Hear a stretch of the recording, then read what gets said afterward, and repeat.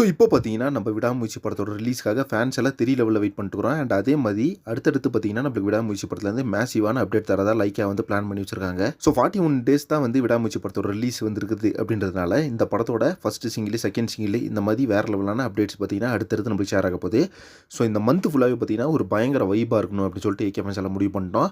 அந்த அளவுக்கு பார்த்தீங்கன்னா, ஒரு தாறுமான அப்டேட்ஸ் எல்லாம் லைக்கா படம் சைட்லேருந்து இறக்க போறாங்க. இப்போ பார்த்தீங்கன்னா, பயங்கரமான ஒரு விஷயம் வந்து சோசியல் மீடியால வைரல் ஆயிட்டு இருக்கு. அது என்ன அப்படின்னு பார்த்தீங்கன்னா, பிரேக் டவுன் படத்தோட ரைட்ஸ வாங்காம விடாமுயற்சி படத்தை வந்து ரீமேக் பண்ணிட்டாங்க அப்படின்ற மாதிரி ஒரு தகவல் பார்த்தீங்கன்னா, எல்லாருமே அவங்கவுங்க யூடியூப் சேனலில் வீடியோ போட்டுக்கிறாங்க. இதை பற்றி நான் நேற்றே ஒரு வீடியோ போட்டேன். கண்டிப்பாக பார்த்தீங்கன்னா, ரைட்ஸ் எல்லாம் வாங்காமல் எடுத்துருக்க மாட்டாங்க.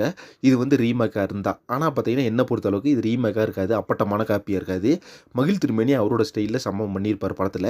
ஃபைட்டு, சாங்கு இதெல்லாம் பார்த்தீங்கன்னா வித்தியாசமாக கொடுத்துருப்பாரு.